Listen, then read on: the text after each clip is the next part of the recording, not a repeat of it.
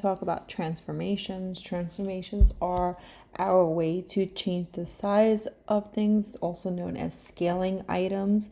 We also can rotate, and we could also change the way our images look in terms of skew, distort, perspective, warp, and we can also flip our images. So there are two types of transformations. We have our regular transformations, which if you go to edit transform, that's what you see here.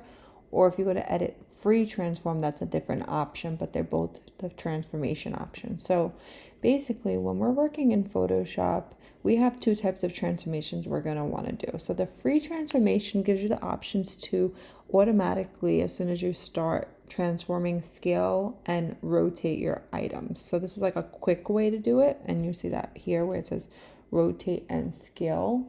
Okay, that's your free transformations.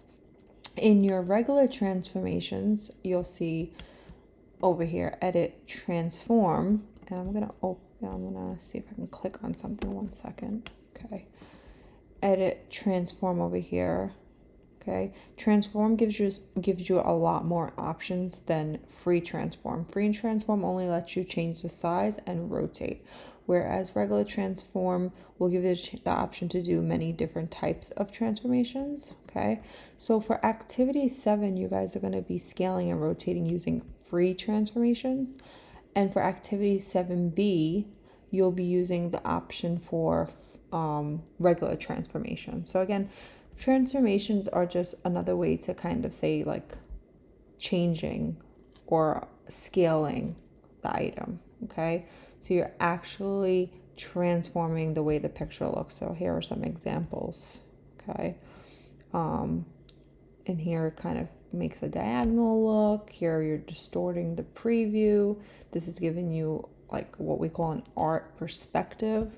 Okay, where one side is very far away, whereas the other side it looks very close.